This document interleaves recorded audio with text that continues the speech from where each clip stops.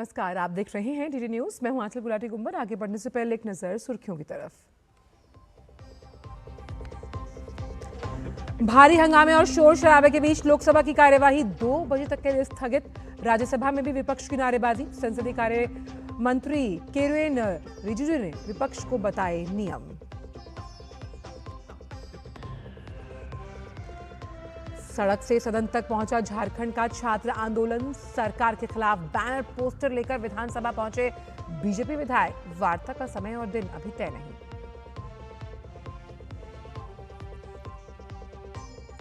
NEET UG paper leak मामले में सुनवाई 19 अगस्त तक चली। कोर्ट ने याचिकाकर्ताओं को हलफनामा पढ़कर जवाब दाखिल करने के लिए कहा। 19 अगस्त को होगी अगली सुनवाई। पकड़ा गया कर्नाटक बीजेपी नेता प्रवीण निट्टारू हत्याकांड का आरोपी। एनआईए ने उमर फारूक एमआर को केरल के कोच्चि से किया गिरफ्तार। मामले में अब तक 25 आरोपियों की गिरफ्तारी।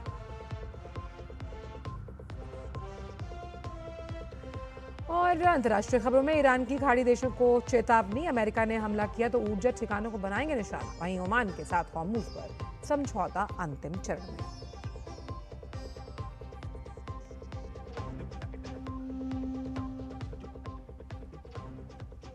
और सबसे पहले बात करते हैं मॉनसून सत्र से जुड़ी हुई। आज भी लोकसभा की कार्यवाही की शुरुआत विपक्ष के हंगामे के साथ हुई, जिसके चलते लोकसभा की कार्यवाही बाधित हुई और 2 बजे तक के लिए उसे स्थगित करना पड़ा। विपक्ष प्रदर्शनकारी छात्रों पर पुलिस की कार्रवाई को लेकर लगातार शोर शराबा और नारेबाजी करता रहा। लोकसभा अध्यक्ष ओम बिरला ने विपक्षी सदस्यों से सदन की कार्यवाही सुचारू रूप से चलाने का आग्रह किया, लेकिन विपक्ष नहीं माना, जिसके चलते सदन की कार्रवाई बाधित रही। आप से मेरा आग्रह है, प्रश्नकाल चलाने में सहयोग करें। प्रश्नकाल के बाद जो भी मुद्दे हैं, विषय, उस पर मैं आपसे चर्चा करूंगा। कई मान्य सदस्य मुझे सदन में आकर मिले हैं कि हमारे महत्वपूर्ण प्रश्न लगे हैं, हमें प्रश्न पूछने दिया जाए, और आप नियोजित तरीके से पोस्टरबाजी करके प्रदर्शन कर सदन की गरिमा को घटाना चाहते हैं। मॉनसून सत्र में विपक्ष का हंगामा लगातार जारी है। राज्यसभा में भारी गतिरोध के बीच संसदीय कार्यमंत्री ने विपक्षी सांसदों को शांत करवाने की कोशिश की। उन्होंने कहा कि विपक्षी सांसद सदन को नियम के तहत चलते रहने दें, लेकिन विपक्ष ने उनकी एक न सुनी और शोर मचाना जारी रखा, जिसके कारण सदन की कार्यवाही बाधित हुई है। Rule 235 subclause 2. While the council is sitting, a member subclause 2 shall not interrupt any member while speaking by disorderly expression or noise or in any manner, disorderly manner. Jharkhand में छात्रों का आंदोलन रांची की सड़कों से निकलकर आज सदन तक पहुंच गया। आज से झारखंड विधानसभा का मॉनसून सत्र शुरू हुआ है और उससे पहले ही बीजेपी के विधायक सोरेन सरकार के खिलाफ बैनर पोस्टर लेकर पहुंच गए और सोरेन से इस्तीफा मांगने लगे। सीबीआई जांच और दोषियों पर कार्रवाई समेत कई मांगों को लेकर बीजेपी के ये विधायक आज सदन पहुंचे हैं।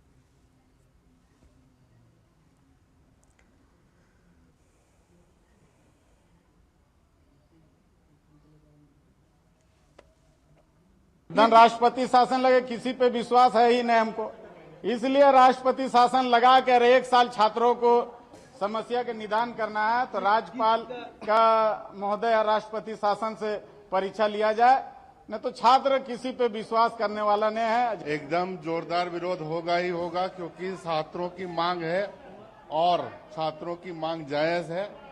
हम छात्रों की मांग जायज है और यही मुद्दा जेपीएससी का मुद्दा और जेएससीसी का मुद्दा जो है सो छाया रहेगा पूरे सत्र में, और सरकार को हम लोग झुकने पे मजबूर कर देंगे। डेलीगेशन क्या जा करके बात करेगा? जो सरकार का जो वाक्य सिखाया गया वही ना बात करेगा। रद्द क्यों नहीं करती है सरकार ये एग्जामिनेशन? जब से ये हेमंत सरकार बनी 6 वर्षों से लगातार जो भी एग्जाम हो रहे सब में गड़बड़ियां उजागर हो रही है। अगर गड़बड़ियां उजागर हो रही है तो आप न्यायपूर्ण क्यों नहीं जांच कराने का आदेश देते हैं? आप खुद जांच के घेरे में हैं, इसलिए हम सीबीआई जांच की मांग करते हैं। पीएससी, जेएससीसी, सीजीएल, ये तमाम जो झारखंड सरकार का एजेंसियां हैं और जो इंजाम लेता है, जो भ्रष्टाचार पूरे प्रदेश में हुआ है और खासकर छात्रों के साथ जो धोखाधड़ी हुआ है, उन सभी मुद्दा को लेकर भारतीय जनता पार्टी पूरे मजबूती से, मुखरता तरीके से छात्र के साथ और उन सभी कार्य के साथ मजबूती से खड़ा है। आप सीबीआई जांच करा दीजिए मुख्यमंत्री जी, दूध का दूध और पानी का पानी हो जाएगा। और आपके जो नेतृत्व में इतना बड़ा भ्रष्टाचार फैला हुआ है, आप इस्तीफा दीजिए। नीट यूजी पेपर लीक मामले से जुड़ी अलग अलग याचिकाओं पर सुप्रीम कोर्ट में सुनवाई अब 19 अगस्त तक के लिए टाल दी गई। आज मामले की सुनवाई के दौरान याचिकाकर्ताओं की ओर से पेश वकील ने अदालत को बताया कि केंद्र सरकार के पिछले निर्देश के अनुरूप इस मामले में हलफनामा दाखिल कर दिया गया है। इस पर सुप्रीम कोर्ट ने याचिकाकर्ताओं को निर्देश दिया कि वो सरकार की ओर से दाखिल हलफनामे का अध्ययन करें और उस पर अपना जवाब दाखिल करें। अदालत ने कहा कि सभी पक्षों के जवाब रिकॉर्ड पर आने के बाद मामले की अगली सुनवाई 19 अगस्त को की जाएगी। ये मामला नीट यूजी परीक्षा में कथित पेपर लीक और परीक्षा प्रक्रिया में जो तमाम अनियमितताएं थी उससे जुड़ा है। याचिकाओं में परीक्षा की निष्पक्षता, पारदर्शिता, अभ्यर्थियों के हितों से जुड़े विभिन्न मुद्दे उठाए गए। सुप्रीम कोर्ट पहले भी इस मामले में केंद्र सरकार, संबंधित एजेंसियों और अन्य पक्षों से जवाब मांग चुका है। अब सभी पक्षों के हलफनामे और जवाब आने के बाद अदालत 19 अगस्त को मामले के आगे की सुनवाई करेगी। केरल और तमिलनाडु के बीच मुल्ला पेरियार बांध को लेकर विवाद एक बार फिर गहरा गया। तमिलनाडु सरकार ने बांध में जल भंडारण स्तर को लेकर 142 फीट से ज्यादा बढ़ाने की मंशा जताई है, जिसके बाद केरल ने कड़ा विरोध दर्ज करवाया। तमिलनाडु के वित्त मंत्री एन मैरी विल्सन ने अपने बजट भाषण में कहा कि राज्य सरकार मुल्ला पेरियार बांध का जलस्तर बढ़ाने के प्रयास जारी रखेगी। हालांकि केरल सरकार का कहना है कि ये फैसला लाखों लोगों की सुरक्षा के लिए गंभीर खतरा पैदा कर सकता है। केरल के जल संसाधन मंत्री मोन्स जोसेफ ने स्पष्ट किया कि राज्य किसी भी परिस्थिति में जलस्तर बढ़ाने की अनुमति नहीं देगा। उन्होंने दोहराया कि केरल की मांग मौजूदा बांध को चरणबद्ध तरीके से बंद कर उसकी जगह नए बांध बनाने की है। केरल का मानना है कि उसकी नीति तमिलनाडु के लिए पानी, केरल के लिए सुरक्षा के सिद्धांत पर आधारित है। लखीमपुर खीरी हिंसा मामले में आरोपी आशीष मिश्रा को सुप्रीम कोर्ट से फिलहाल कोई अतिरिक्त राहत नहीं मिली। शीर्ष अदालत ने उनकी जमानत शर्तों में ढील देने और उनसे अपने गृह क्षेत्र लखीमपुर खीरी जाने की अनुमति देने से इनकार कर दिया। आशीष मिश्रा ने दलील दी थी कि मौजूदा शर्तों के कारण वे पारिवारिक कार्यक्रमों, यहां तक कि अपनी बेटियों के जन्मदिन में भी शामिल नहीं हो पा रहे हैं। कोर्ट ने कहा कि शर्तों में बदलाव के लिए उन्हें पहले ट्रायल कोर्ट का रुख करना होगा। सुनवाई के दौरान ट्रायल में देरी और गवाहों की पेशी को लेकर भी चिंता जताई गई। सुप्रीम कोर्ट ने कहा फिलहाल वह जमानत शर्तों में हस्तक्षेप नहीं करेगा। वक्त ब्रेक का आप देखते रहिए डीडी न्यूज।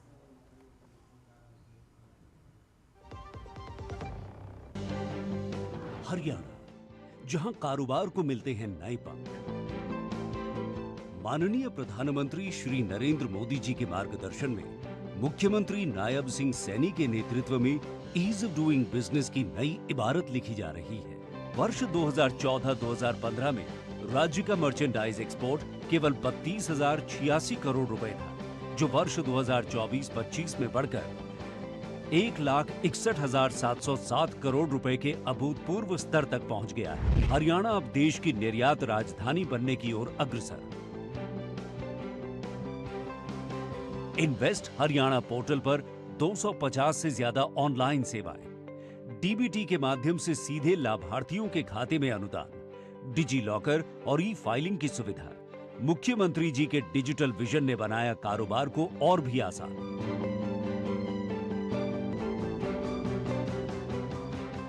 164 दंडात्मक प्रावधानों को अपराध की श्रेणी से बाहर करना, 7 दिनों में पानी का कनेक्शन, 15 दिनों में बॉयलर निर्माता का रजिस्ट्रेशन। मुख्यमंत्री जी के नेतृत्व में हरियाणा ने बनाया बिजनेस फ्रेंडली इकोसिस्टम। ये सफर अभी थमा नहीं है। मुख्यमंत्री नायब सिंह सैनी के नेतृत्व में हरियाणा और ऊंचाइयों को छुएगा। Haryana, ease of doing business से कारोबार को नए पंख।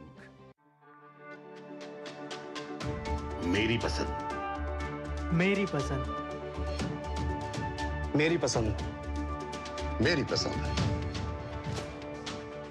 हमारी पसंद। हम सबकी पसंद। मजबूत देश का मजबूत सरिया हो गया स्टील। ब्रेक के बाद सभी का स्वागत। केंद्रीय मंत्री जेपी नड्डा के पूर्वोत्तर दौरे का आज अंतिम दिन है। आज जेपी नड्डा अरुणाचल प्रदेश के किए प्योनोर जिले के बाढ़ में सबसे अधिक प्रभावित पोसा पहुंचे, जहां उन्होंने फ्लैश फ्लड और भूस्खलन से प्रभावित इलाकों का दौरा कर क्षतिग्रस्त सड़कें, पुल और अन्य बुनियादी ढांचे का निरीक्षण किया। इसके अलावा वो राहत शिविरों का निरीक्षण करेंगे और प्रभावित लोगों से मुलाकात भी। उनका मकसद राहत, पुनर्वास और स्वास्थ्य सेवाओं की स्थिति को मौके पर समझना है। साथ ही वो राज्य सरकार के अधिकारियों के साथ स्वास्थ्य स्थिति और राहत कार्यों की समीक्षा बैठक करेंगे। इससे पहले केंद्रीय मंत्री असम और नागालैंड के बाढ़ और भूस्खलन प्रभावित क्षेत्रों का भी दौरा कर हालात का जायजा ले चुके हैं।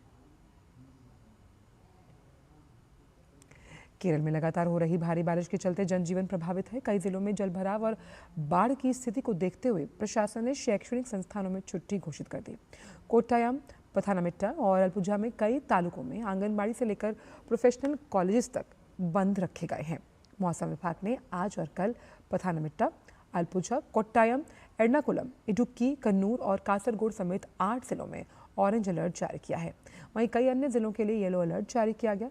राज्य में बाढ़ से अब तक 26 लोगों की मौत हुई है, जबकि करीब 18,000 लोग राहत शिविरों में रह रहे हैं। पिछले 24 घंटे में अत्यधिक भारी बारिश दर्ज नहीं की गई, लेकिन कई इलाकों में तेज बारिश जारी रही। समुद्री तटों पर 1.2 से लेकर 1.4 मीटर ऊंची लहरों की संभावना को देखते हुए मछुआरों और जो टूरिस्ट हैं उन्हें सतर्क रहने की सलाह दी गई है। उत्तर भारत में आज सुबह से ही मौसम का कहर जारी है। राजधानी दिल्ली के साथ नोएडा, गुरुग्राम, गाजियाबाद, फरीदाबाद और आसपास के इलाकों में भारी बारिश जारी है। ऑफिस आवर्स के दौरान कई इलाकों में सड़कों पर जल भराव के कारण ट्रैफिक की रफ्तार थम गई। इस जाम के कारण दफ्तर जाने वालों को खासी परेशानी का सामना करना पड़ा। वहीं उत्तराखंड के हरिद्वार में भी भारी बारिश हुई। बारिश के कारण अंडरपास में पानी भरा और स्थानीय लोगों के साथ साथ जो पर्यटक हैं उन्हें भी दिक्कतों का सामना करना पड़ा। वहीं रुद्रप्रयाग में अलकनंदा और मंदाकिनी नदियों के बढ़ते जलस्तर को देखते हुए जिला प्रशासन ने सभी नागरिकों और यात्रियों से सतर्क रहने की अपील की। मौसम विभाग ने 5 से 8 अगस्त के बीच उत्तर भारत में हल्की से मध्यम बारिश का पूर्व अनुमान जताया।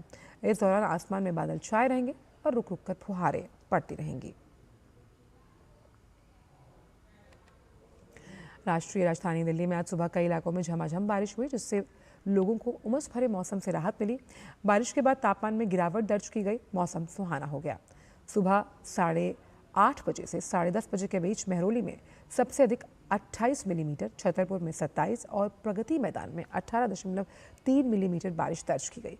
इसके अलावा पूसा में 16 मिलीमीटर, नारायणा में 8, जनकपुरी में 6 मिलीमीटर वर्षा रिकॉर्ड की गई है। बारिश के चलते कई इलाकों में लोगों को उमस से राहत मिली। मौसम विभाग ने दिन भर गरज के साथ मध्यम से तेज बारिश की संभावना जताई है और दिल्ली के लिए ऑरेंज अलर्ट जारी किया। विभाग के अनुसार दिल्ली में न्यूनतम तापमान 26.6 डिग्री सेल्सियस दर्ज किया गया, जो सामान्य से 1.3 डिग्री कम है। मौसम विभाग ने अधिकतम तापमान करीब 32 डिग्री सेल्सियस रहने का अनुमान जताया। वहीं केंद्रीय प्रदूषण नियंत्रण बोर्ड के अनुसार सुबह 9 बजे दिल्ली का वायु गुणवत्ता सूचकांक 84 दर्ज किया गया, जो संतोषजनक श्रेणी में है। हिमाचल प्रदेश के किन्नौर जिले में भारी बारिश के बाद भूस्खलन के कारण राष्ट्रीय राजमार्ग संख्या 5 बाधित हो गई। देर रात हुई तेज बारिश से पहाड़ी से मलबा और पत्थर सड़क पर आ गिरे, जिसकी वजह से वाहनों की आवाजाही रुकी है और मार्ग बंद होने से स्थानीय लोगों और यात्रियों को परेशानी का सामना करना पड़ रहा है।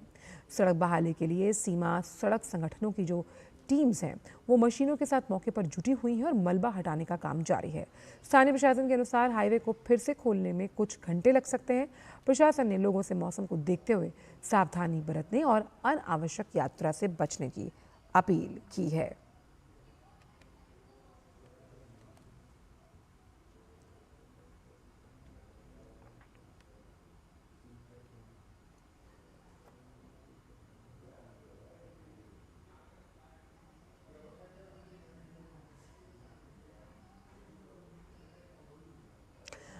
बात उत्तर प्रदेश के प्रतापगढ़ की, जहां लगातार बारिश के बीच करीब 100 साल पुराना जर्जर मकान ढहने से एक परिवार में 6 लोगों की मौत हुई है, जबकि एक युवक गंभीर रूप से घायल हो गया। हादसा नगर कोतवाली क्षेत्र के महुली मोहल्ले में देर रात हुआ, जब परिवार के सभी सदस्य एक कमरे में सो रहे थे। सूचना मिलते ही पुलिस, फायर ब्रिगेड और राहत बचाव दल ने मलबा हटाकर सभी को बाहर निकाला। घायलों को जिला अस्पताल पहुंचाया गया, जहां 6 लोगों को मृत घोषित कर दिया गया। घायलों का इलाज चल रहा है। यूपी के मुख्यमंत्री योगी आदित्यनाथ ने हादसे का संज्ञान लेते हुए वरिष्ठ अधिकारियों को मौके पर पहुंचकर राहत कार्य में तेजी लाने के निर्देश दिए हैं।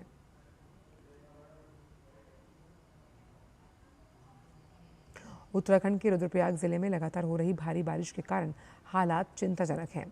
बारिश के चलते अलकनंदा और मंदाकिनी नदियों का जलस्तर बढ़कर खतरे के निशान से ऊपर पहुंच गया। नदियों के बढ़ते जलस्तर को देखते हुए जिला प्रशासन और आपदा प्रबंधन विभाग अलर्ट मोड पर हैं। लोगों को नदी किनारे आने जाने से बचने और सुरक्षित स्थानों पर रहने की सलाह दी गई है। प्रशासन ने स्थानीय निवासियों से मौसम की स्थिति पर नजर रखने और मौसम विभाग की चेतावनियों का पालन करने की भी अपील की। संवेदनशील इलाकों में निगरानी बढ़ा दी गई ताकि किसी भी आपात स्थिति से तुरंत निपटा जा सके। मानसून के दौरान पहाड़ी क्षेत्रों में भूस्खलन और अचानक जलस्तर बढ़ने का खतरा बना रहता है। ऐसे में प्रशासन ने लोगों से सतर्क रहने और सुरक्षा निर्देशों का पालन करने के लिए कहा है।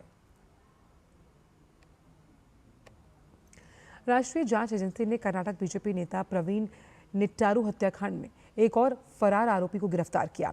आरोपी उमर फारूक एमआर को केरल के कोच्चि से गुप्त सूचना के आधार पर चलाए गए अभियान में पकड़ा गया है। इसके साथ ही इस मामले में गिरफ्तार आरोपियों की संख्या 25 है। उमर फारूक के खिलाफ रेड कॉर्नर नोटिस और गैर जमानती वारंट जारी था। एनआईए ने उस पर 4 लाख रुपए का इनाम भी घोषित किया। जांच में सामने आया कि वो हत्या की साजिश में शामिल था और प्रतिबंधित पीएफआई के सदस्यों के साथ बैठक में शामिल हुआ। प्रवीण निट्टारू की 26 जुलाई 2022 को हत्या कर दी गई थी, जिसके बाद एनआईए ने जांच संभाली।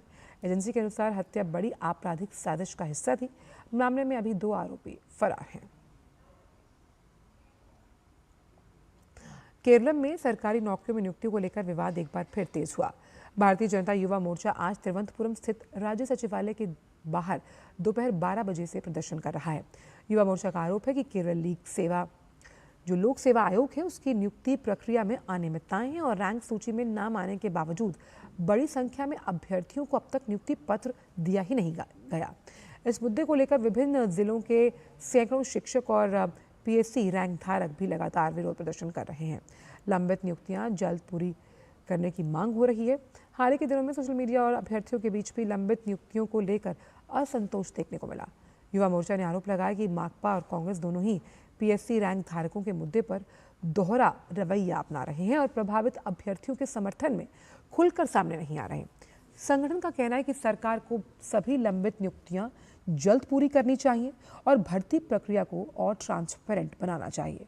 दूसरी ओर केरल पीएससी की ओर से अगस्त महीने के लिए साक्षात्कार और अन्य भर्ती प्रक्रियाओं का कार्यक्रम जारी है, लेकिन प्रदर्शनकारी अभ्यर्थियों का कहना है कि रैंक सूची में शामिल होने के बावजूद उन्हें नियुक्ति नहीं मिल रही।